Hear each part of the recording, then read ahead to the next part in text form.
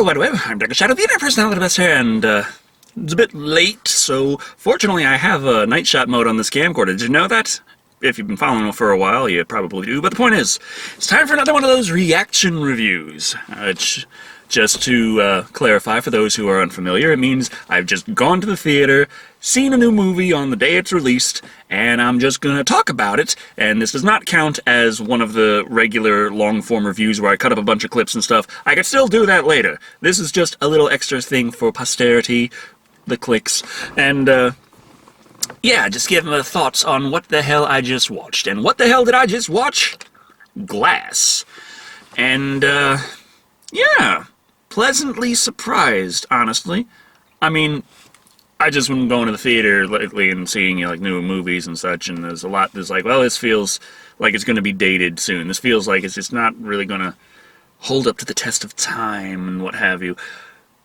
Glass, right away, does kind of feel timeless. It doesn't scream, "Hi, I was made in the current, you know, state of society, political climate, anything like it. It's just, it is its story, and there's nothing like, hey, here's a popular song of today, or here is taking place in that, here's a popular song from that time, which is screaming it was made in this time, because that's what the hell everyone does now, whenever trying to say it's from another time. But yeah. Oh yeah, also, for those who don't know, first kind of half of the video I try to go as spoiler-free as possible, and then second half about, I jump into spoilers. Spoiler alert. So, yeah. Now, going into this, I had watched Unbreakable years ago, but it's not only a sequel of Unbreakable, it's also a crossover and sequel to another M. Night Shyamalan movie, Split, which is about a guy who's got the Dr. Pepper of personality disorder. He's got 23 personalities, but he's got a 24th that is going to come out soon, and he has kidnapped some young women who are oh so killable in horror movie fashion. And I really want to go check it out because, like, the first half of Glass, really slow and talky. Good talky, but you gotta like talky in order to really like the first half of Glass. It's setting everything up, of course, but also is just a whole assload of it takes place in the asylum. And it's the characters talking with each other. There's not that much action going on. There's not that many activities going on that are all that, you know, big and open and obvious. Like, things inside that doesn't really go on. And when you have a bunch of characters just spending, like, over a half hour just talking to each other, it helps for one of them to be batshit fucking crazy and have all kinds of different personalities to pull out and do a very nice job with it, I might add. It made that whole section a lot more entertaining than it could have been, but you still really need to enjoy slow, talky parts to really get into that. There's a lot of interesting stuff they go into, but of course it is an M. Night Shyamalan movie, so of course what does that entail? What's a twist? And are there twists? Oh boy, are there twists! There are twists and twists and twists and twists, and of course I was looking for twists. And there's a pretty obvious twist that you can probably pick up pretty early on your own. Since this is the spoiler list part, I'm not going to mention it here, but I am going to mention it in the spoilers part because, yeah, it's kind of obvious anyway. You're not really going to ruin it for anyone. I ruined it for myself. It just came out today. This is one of the places where it releases the earliest. I live in bumfuck nowhere. Those theaters don't stay open till 12 to have a midnight showing. No, they showed the damn thing at 7 p.m. the day before. There's your midnight showing. Fuck it, we gotta close. So, yeah, that's how I did it. It worked. But yeah, that twist, very obvious to see coming, and it was about what I expected. But there were many, many, many, many other twists that came and weren't quite so obvious. And the thing that I liked was that they all worked. It all worked together very well. And it also worked very well to really help you appreciate the character of Mr. Glass. Whereas in the first half of the movie, he doesn't seem to really do all that much. And you're thinking, why is this movie named after him if I'm interested in the guy from Split, I like Bruce Willis, and I'm really interested in the Unbreakable kind of part. Unbreakable plus Split. Oh, okay, that doesn't really go together. The Glass. Glass isn't Unbreakable, and it's Split. I don't fucking know. But the point is, naming the movie Glass just seemed like a weird thing because he was just so unassuming, even though the movie is named after him. Then when the things do kind of start coming up, you're like, okay, yeah, there we go. And then more things come up, you're like, okay, more twists, more little reveals, more twists, more little reveals, okay. And it all builds together, and it gets past the normal level of Shyamalan twists and starts going to even more, but they still work. They're still flowing together, and they're still making you go, oh, okay, that does make sense. I do like that. Until it all just, the big twists and such towards the end, and they all still work, and it's like, okay, I like. Now, there is a little aspect with the ending that I do take umbrage with, where I'm like, wait a minute, but if this was set up like that, and that was set up like this, and this went to that, and that, then why the fuck did he only do this, and that? And why the hell couldn't they do anything about this, and that? I mean, there's a lot you could have done, man. It was like, it wasn't quite as cut and dry if this is what you did, but oh well, I guess it worked anyway. But yeah. Glass, I'm trying to check the time, make sure that I'm getting this at a decent, yeah, I'm about, just not quite 10 minutes, but I'm getting close to that. So, yeah, I'd say, Glass, if you are a fan of M. Night Shyamalan, definitely go see it. I don't know about if you're a fan of Split, because I don't know exactly how Split went, because I didn't watch it, but I really want to. That is one thing I should mention, though. There is another character from Split who comes in, and they explain the Unbreakable backstory very thoroughly throughout the movie, over and over again. Like, they mention it in passing, they say it here, say it there, and I already knew it, so I'm like, okay, yeah, that, I know that, and nothing really needs explanation there, I don't think, because you don't need to have seen Unbreakable to watch Glass, in my opinion. The only thing where it really doesn't cover quite as well, I guess, would be Mr. Glass himself is not... He is explained a bit, but not to the same depth that Bruce Willis's character is, who even though I still can't remember the name because I'm just like, hey, Bruce Willis. And the guy from Split, he's got how many names? He's got Patricia, he's got Kevin. That's an interesting combo right there, honestly. But yeah, there's a lot of different names for him, and I'm not familiar with Split, so I'm like, but there's also this Bruce Willis character's son, who, and I don't remember how he looked in Unbreakable, but I do know that the kid actor they got and the grown-up actor they got this time around really worked. They actually look like each other. I wonder if they're related. They might be. And then there's the character from Split, who I have next to no idea who she was, and they did very little to explain her. I understand, it's like, okay, so she was in Split, and she was captured by the crazy man, and then she got away somehow. They have an understanding that's an almost romantic relationship. She seems to definitely have feelings for this guy. Is that Stockholm Syndrome? Does she really have the, love for this guy? What's going on? I don't know. Who is this lady? What the hell? Is she gonna get together with the Bruce Willis kid? No, she's not. Okay. This is Glass's mom just sitting in between them, just like, yeah, cock block and a half. But, yeah. She wasn't particularly well explained, in my opinion, because I didn't see Split, and I had no idea who the fuck she was. I didn't have an emotional attachment to that character, and I'm like, I get you're important, but what the fuck happened? That might be one of the reasons why I feel like I gotta go see Split, just so I can understand that. And everything else really did, work pretty well, except for a few things here and there. But overall, I'd say that Glass, I'd give it about a good solid 4 out of 5. It's not, holy shit, that was the greatest movie I've ever seen in my life. Unless maybe you're an M. Night Shyamalan fan, like a big M. Night Shyamalan fan, this might be it for you. But I don't know, I haven't seen most of the rest of his work, so... there's still, the first half of the movie very slow, and things kind of build up to stuff that it doesn't go to, but that makes sense. But I kind of wanted it to go there, so it's still like, but yeah, you did it good, but. But yeah, about a 4 out of 5, I'd say. Pretty nice. I recommend, especially for fans of M. Night Shyamalan's work who like the twists, and also, I feel like it's a movie that even knowing the twists, you could probably still enjoy. Unlike certain things where I mean, I haven't seen, what was it called, The Village?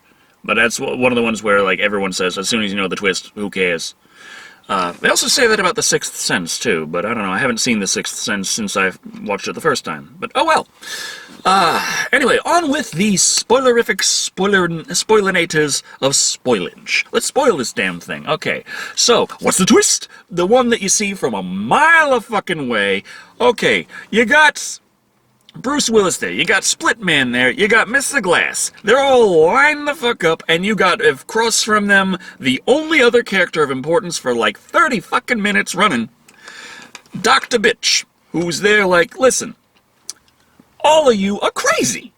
You have a mentally disorder that makes you think that you're superheroes. This is a very common problem, but don't worry, all you got to do is just admit that you have, like, you have no superpowers. By the way, I'm gonna set up all these little doohickeys and traps for your rooms that work specifically on your superhero weaknesses in order to prevent your escape, which I should be able to prevent with just a couple armed guards like any normal asylum, but I'm gonna set up your superhero weaknesses.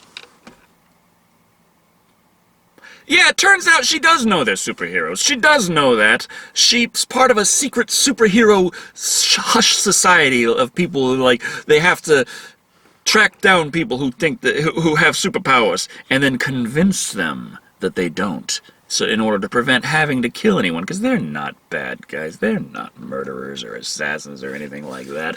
But, oh yeah, we will murder the fuck out of you if you don't listen. So it was a... That was something that, you know, if, like I said, for 30 minutes, talking, just between her and everyone else, detailing parts of the backstory, parts of the plot, things and all kinds of stuff, detailing a lot, there's a lot to be said, but it's also a lot of time to sit there and think, if I was M. Night Shyamalan, where would I put the twist here? That bitch. That bitch. She's a twisty bitch. And indeed she was. And I had enough time to think of different ways in which it could be a twist. Like, maybe she's also a superhero, but she's a supervillain type. Or maybe she's an anti-superhero person who knows superheroes are real, but is trying to keep it hush-hush. That one was right, except I didn't quite think secret society. But then again, you don't really see the tattoo on her wrist until, like, the end. I don't even know if it's there in the earlier scenes. If I go rewatch it, I'll keep an eye out for it. But yeah, so basic gist of it is, okay, so you got Bruce Willis, he's there, he's still doing his Unbreakable thing, and his son is now part of the team. His son is the guy in the chair. And he's there like, okay, you're gonna go over here, we're gonna fucking do some superheroing. You're gonna go walk around, find somebody that needs to be saved, you're gonna go touch people, get your visions, find out who's in trouble, go and save them. And in the meantime, there's this motherfucker from Split going around, and he's just like kidnapping women and like kidnapping young teenage women. And he's like, I'm gonna keep you around for a little bit, have a little fun with multiple personalities, and then later tonight I'm probably gonna come back as the Beast and fucking kill the shit out of you. And that all works out pretty damn well as a means to have it so, okay, they're tracking that guy, they're trying to figure out, okay, so-and-so died, there, that creates this area, but not that, and what if it's over here where we haven't been looking? Oh, let's look over there, and then look over there, and boom, he finds him, and it's like, that's the motherfucker right there. And he goes, and he saves the poor defenseless cheerleaders. And then the whole place is surrounded by cops, and they're like, you know what? You are both arrested. And they pull in Split Man, they pull in Bruce Willis, and they bring him to the asylum where they also happen to already have Mr. Glass. And then it's like, the next half hour is basically the Doctor trying to convince them that they're not really superheroes because here's a bunch of psychiatric things with this and that and this and those and this and this. Your comic books aren't real, you're comic book reading motherfuckers. Don't stop with your Avengers shit. People don't turn into dust just because of those lizards. They're fucking silly. And while most of that talking is going on, Mr. Glass is off in the corner drooling. Or is he? Turns out he's setting up all kinds of shit in the back while you think he's doing nothing. And even when you think he's doing stuff, even when you notice, oh, he's doing this and that and that and this, oh, holy shit, does he do some other shit? And he ends up setting up this idea like, okay, Mr. Beast, I got an idea, Mr. Beast, man. You see, you got them superpowers. I believe in them superpowers, and it is my life's duty to make sure that everyone knows about them superpowers. And the whole thing there, yeah. So Mr. Glass is there like, okay, we are gonna go to where they are building, they're just opening this building, the tallest building in Philadelphia that was just built, covered in solar panels, has a chemical lab inside it for no apparent reason, but it sounds like a cool idea, so they did it. Look, here's what we're gonna do. We are going to go there on the day it opens, which is very soon, and we are going to have the biggest fucking brawl between your Beast and that motherfucker who could stand up to the Beast because he's also a super guy. We're gonna show the world in front of the cameras that the whole world is watching that supermen are real. We are going to go forth. We're going to kick ass, and we're gonna get it on camera. And, it never happens. But I don't feel as bad about it as I could have. I would have really loved that scene, but they never make it even nearly that far. Okay, Mr. Glass is there like, okay, we're gonna go through here, and fucking everyone sees him going through there, and they're like, motherfucker, send some people, and there's people that beat the shit out of him, and like, yeah, Beast fucking win, and they fucking Bruce Willis breaks down his fucking door, because they're like, fucking Glass, he's there like, you know what? I'm gonna fucking disengage the fucking your superhero weakness, but we're gonna keep that steel door locked. Because, oh, I'm just gonna go over to this tower and murder thousands of people. Try and stop me. There's only a steel door blocking you, so he's like, fucking breaks that shit down. And he fucking goes out and he fucking meets up in the fucking parking lot of the asylum. They did not get very far. And they have a big duel. And they're all doing things and flowing. Not really hugely, not like the one where you grab a fucking motorcycle and just whack someone with it like it's a fucking rolled up newspaper. Nothing like that. Still kinda believable, but still above human grade kind of strength. Like, I'm gonna try and punch this guy by this car. I'm gonna fucking miss him, punch the car, and it's going to dent inward like several inches. Which is somewhat believable for a human who's extremely strong, but not someone who's quite so old. But then when I pull back, of course, I'm not hurt at fucking all from that, so let's continue this fight. And all that shit going on, and just fucking straight up gotta stop that shit. And the SWAT guys kind of show up with, there's all this secret subterfuge shit going on with the Doctor, who they still haven't quite revealed yet that she actually knows about super people and just doesn't want people to know, but she's acting entirely like she knows about super people and she just doesn't want them to know. And she sets up all these things like, get everyone away from those windows over there, and let's go over here and bring these guys in, and yeah. Why don't you, okay, you go over there and get him out of the beast mode form. Yeah, that's nice and vulnerable. Shoot him! Boom! He's dead now. Good, he's dead. Ah, that's nice. Okay, Bruce Willis, just drag his ass into that puddle there. He's weak to water. Drown the old bastard. And now I'll reach in and let him hold my hand, like, out of the blue, like, that would be a way to stop him from drowning. The SWAT guy is working for you. You could just tell him, hey, off. No, let him grab your hand, because that way he can use his superpower to realize you're part of that secret society of bitches. Well, okay, many genders and races and all walks of life, but they're all bitches. And they don't like supers being around. It's like, it's kind of like that part in The Incredibles, where they decide, okay, society should not have any supers, except as dark as possible, where it's like, we're just gonna convince them all they're crazy, and if that doesn't work, kill them. And so, yeah, he realizes that, and then they'd finish drowning his ass. I guess it was really important for him to know this before they offed the guy. Son's not happy. Lady who was in a weird relationship with Beastman, not happy. Mr. Glass beaten to fucking death. Like, not by them. I mean, a little bit by them, but not mostly by gravity. Mostly by gravity. Pain and death and painful death and all that, and then she's like, okay, fuck it. I'm gonna delete all the security footage. We're gonna be done. I win. Or does she? M. Night Shyamalan, bitches! Well, it turns out there was a whole bunch of shit that we saw a little bit here, a little bit there, and Mr. Glass had that shit on live stream to a private server.